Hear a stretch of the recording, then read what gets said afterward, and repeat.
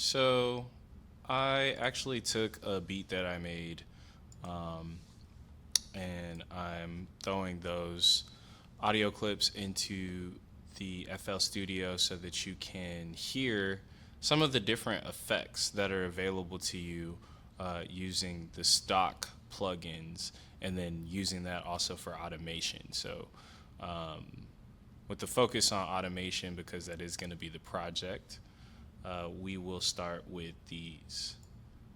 First things first, no matter what tracks you have, you want to send those tracks over to the mixing channel. You can right click and go channel routing and route selected channels starting from this track. And that's one way that you can put them all in there. If ever you want to get rid of a track, you can just go File, Save Mixture State As on a blank track and drag it over. So I'm going to do that just to start this over and show you a different way that it can be done. File, Save Mixer. And this is going to return that particular fader into the same state that it was in initially if you're dragging a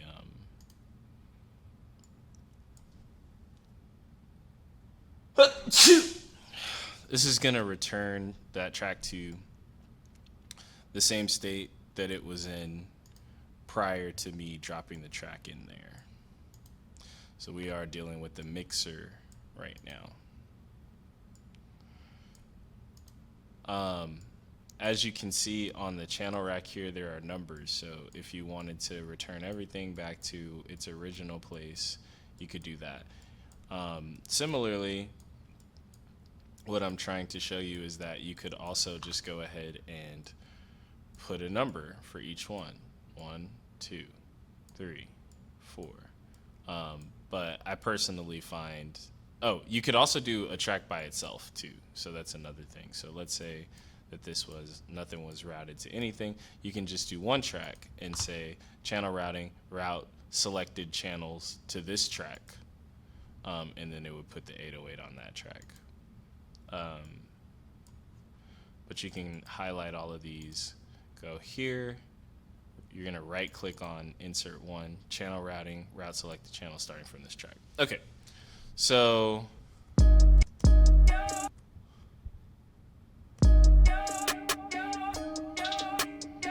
the first thing I want to show you is reverb. So we talked about reverb. Reverb works best on higher frequency sounds. That has a lot to do with the physics of sound. Lower frequencies already have much larger sound waves, and reverb tends to echo those larger frequencies and fill up space a lot easier than small frequencies. So you're gonna want to most likely only use reverb on things that are mid-range frequency-wise up to higher range. So we're talking snares, claps. I guess there's certain occasions where you would want to put it on hi-hats. And then also mid-range instruments. You might put reverb on a piano or a synthesizer that you want to fill up a little bit more space. In this instance, I'm just gonna put it on the snare. Slot 1, and I'm gonna go down to reverb 2. Now I'm personally a fan of reverb 1. I don't think they got rid of it, but I'm gonna solo this track and I'm gonna turn the effect off so you can just hear the snare by itself. So that's the snare by itself. If I turn the reverb on, this is what the snare sounds like.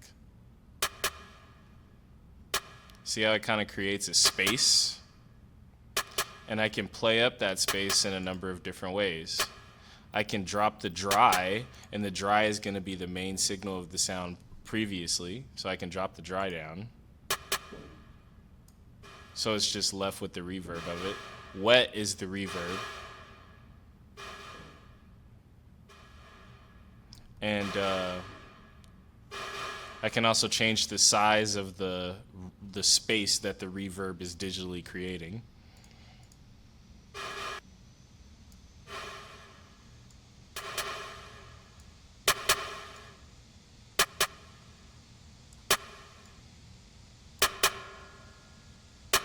See how it reflects a little faster because of the smaller space. You can also cut frequencies in here as well. So let's say I was to do a high cut so that the reverb was only cutting the highs. I could do it so that it only cuts the lows. So that all that we're getting reverb wise is the higher frequencies.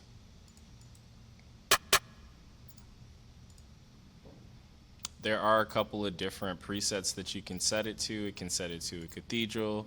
You can set it to the drum room. And I'm just going up to this upper left-hand corner and clicking on these different spaces.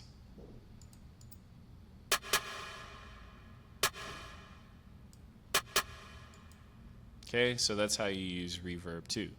Now, you can automate just about anything inside of FL Studio. In this instance, I'm going to go ahead and automate the wet signal. So you want to right-click on the knob itself, and then you can click Create Automation Clip. You go into your playlist, and my snare is right here. You don't have to move it, but I'm just going to solo it. So if you right click into the space, you're going to create a line. And when you press play, this is the effect. Slowly making its way up.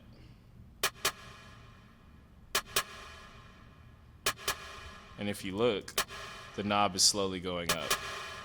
I'll start it over so you can see the knob moving.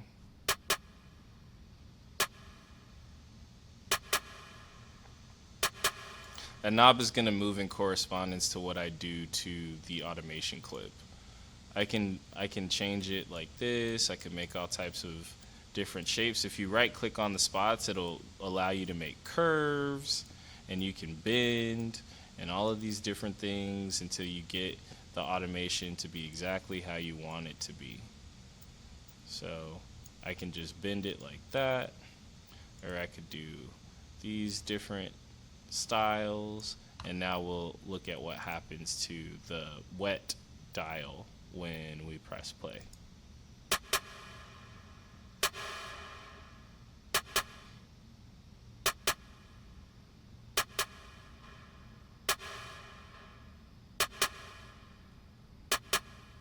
Okay, so that's reverb. I'm going to delete that because I don't want to use that right now. Typically, when it comes to using reverb, if ever you want to have your sound echo, I would recommend that you use delay. So we're going to go in and we're going to use Fruity Delay 3, which there are several different Fruity Delays, but I like Fruity Delay 3 because I feel like it has the most that you can kind of toy with to get the delay to work. This beat is in 140 BPMs. You always want to make sure whatever you're working with, song-wise, that the project is set to the same tempo. So let's listen to what the snare sounds like with delay on it.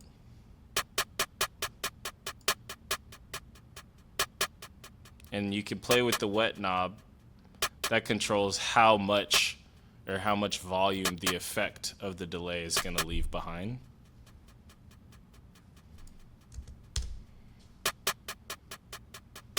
And you can change the timing of the delay by right-clicking and clicking set. So I can make it 30 seconds. And that's why it kind of sounds a little bit more metallic, because it's right on top of each other.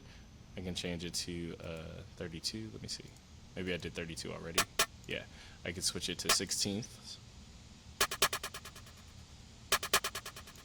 I can switch it to eighths. So a little bit more of that triplet sound. I could make it fourths or quarters or half.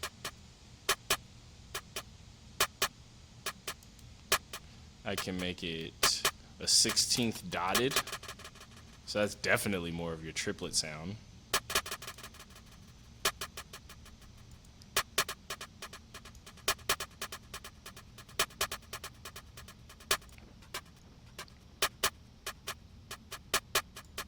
And of course, you can automate that as well. So for me, a reasonable delay on this might be 1/8.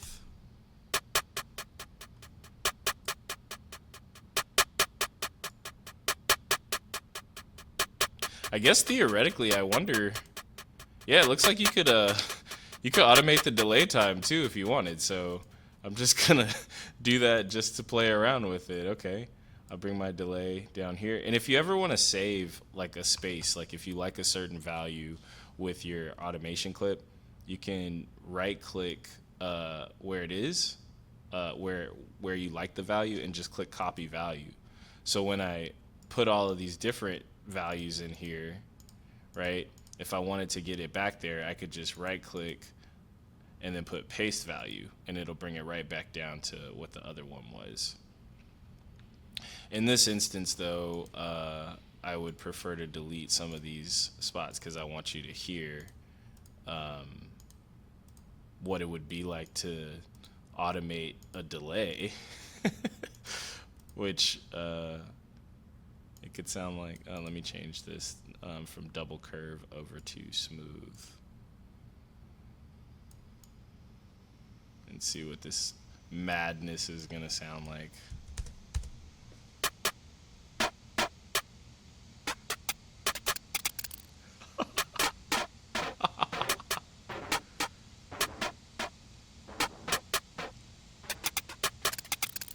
That's so funny. I've never thought to do that before. Not that I can ever really think of an application. But if I change the wet knob, it won't be as loud. So maybe we'll be able to hear what's going on a little better.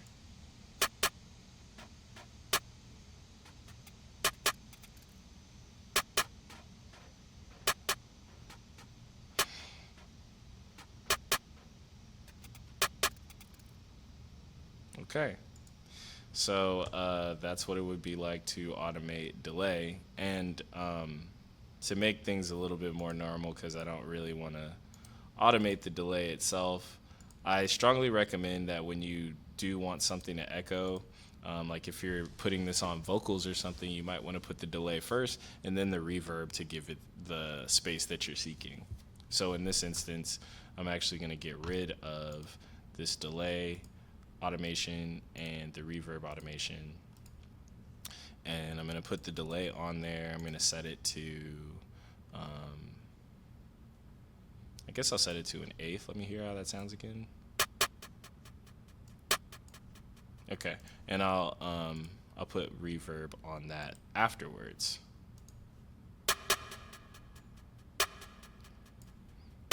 I'm not really a big fan of that frequency, so I'm gonna play with this. Yeah, that sounds a little better to me.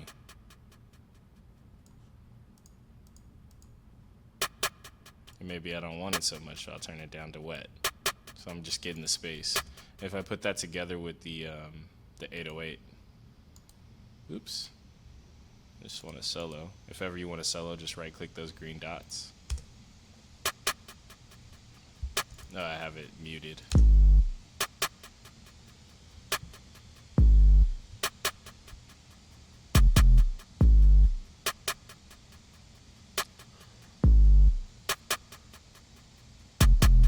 Okay. So we got reverb covered, we got delay covered.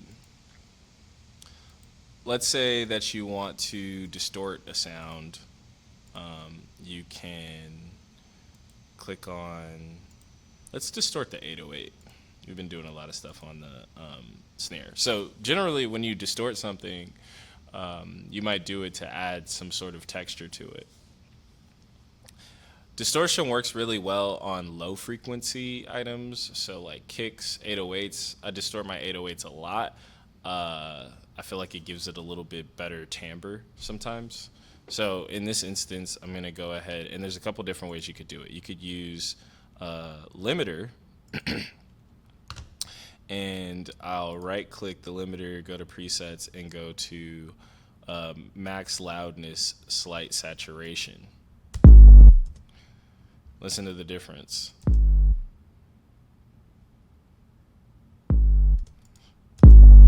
Right? It's a little fuller, like you feel that some more. I like that because I feel like that's like a natural enough saturation to give you the distortion that gives you the kind of texture that you want without going crazy. If you want to go crazy, you can replace this with Fruity Fast Distortion, and that's going to make it sound like this, which gives it that fuzziness. And that's not bad. I mean, that 808 is pretty cool for that. It works. I mean, if I play that with the snare, which channel is the snare on? This one. Let's say if I play them together, still sounds fine.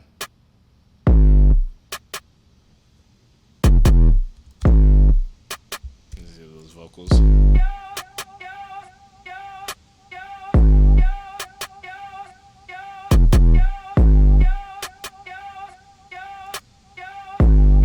So you can use the distortion like that if you want. What's another one that I would do?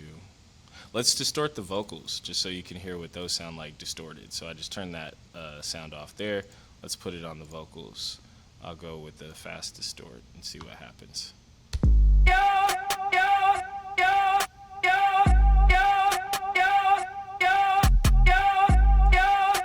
And there's presets inside of here too, so you can go fuzz.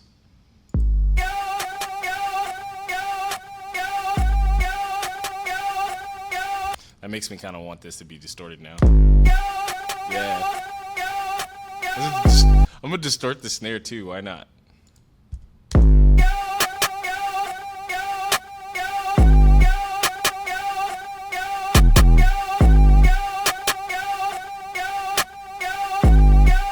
I could put like a delay on the vocals too.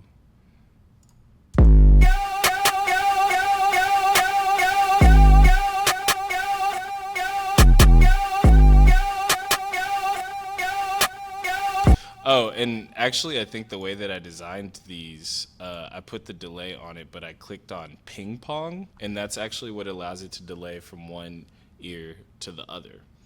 If you want to do that manually, you could automate the pan knob. So let's say I wanted to do that with the snare. Let's go over to the snare, and I would right click the pan knob and I do create automation clip.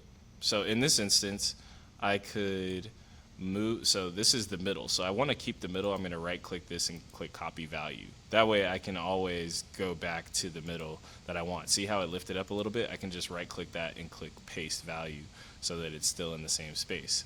Now I could zoom in a lot more if I want the snare to go to the left channel, and then on the right channel I can just go extreme. And you want to make sure that it goes before the sound actually comes in. And then I'll have it go to the other side.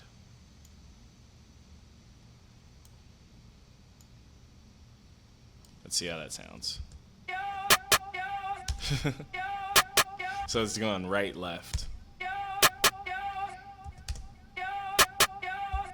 If you wanted to do that. And then you can put it back in the center by just making sure that you copied that initial spacing.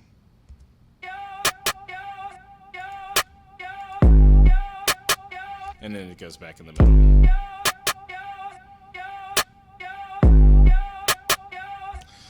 What else? Oh, EQ. So let's talk about EQ. Let's play with EQ with this 808. No, let's play with EQ with something else. Let me see what all sounds I got going on in here. I'm going to delete this panning automation clip. Let me take that distortion off. Just reset everything to where it was before I started touching it.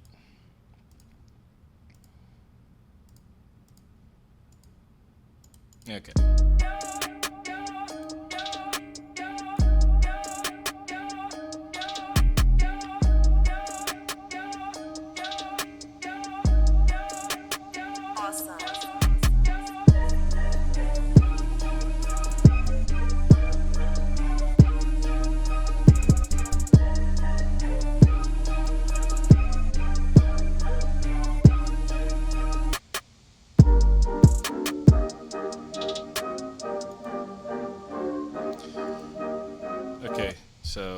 let's go with this sound. I'm gonna go EQ, parametric EQ2. And I use this almost solely when it comes to EQ. There's a regular parametric EQ, but I like the visuals because it actually shows you what the frequencies are being used right now when I press play. So I'm gonna play with that. So if I boost this, I can boost that frequency. I can turn it down. I can press that down, cut out the low frequencies. I can make it sound like it's inside of a telephone by doing the other side.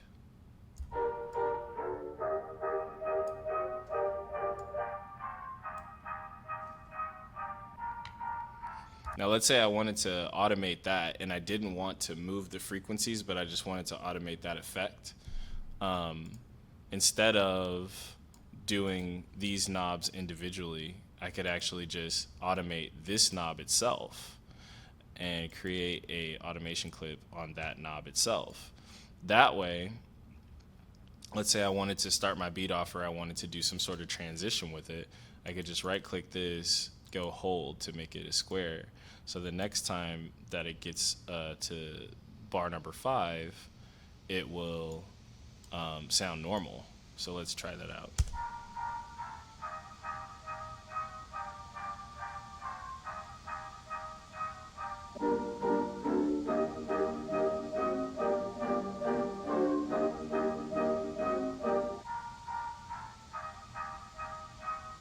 And it doesn't have to be hold either. I could do like a slow transition like previous.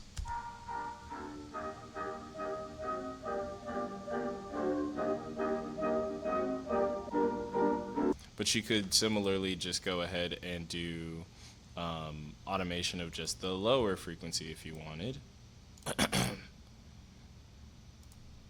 And in that instance, you would just click it inside of the EQ.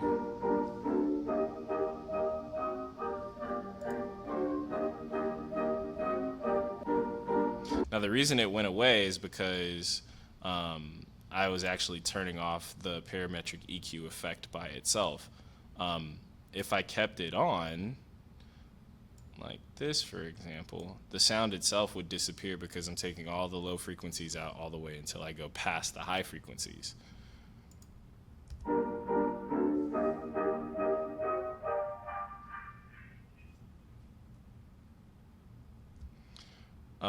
So that's something that you could do as well, and that's just me using 2 automation clips at once. Things can get real crazy when you use more than one automation clip at once.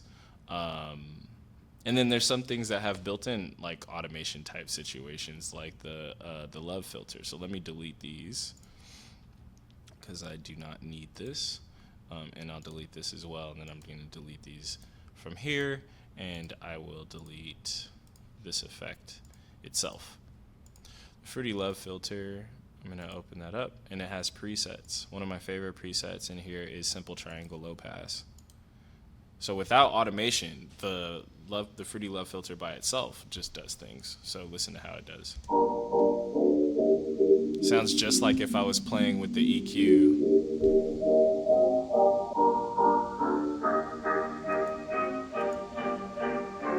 There's other things that are in here preset wise. It has like a triangle low pass,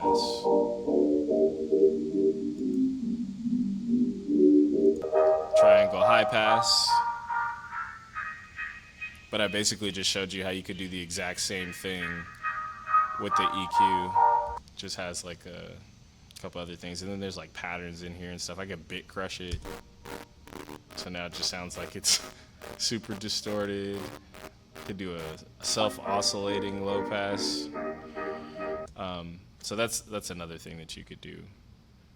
I don't know, what else would you need? I feel like that's pretty much the gist of it all. I'd love to hear some beats of you like making your beats with using these various effects. So for your homework, I would love for you to create a beat and then use automation and some of these different effects that I exposed to you however you like. I would love to hear maybe some reverb, maybe some delay, maybe use the limiter, maybe use the distortion, maybe use the love filter to make things interesting with whatever beat it is that you make. I'm also going to upload some MIDI files to the website for you to toy around with. Yeah. Hope you have a good weekend, and I'll see you on Monday.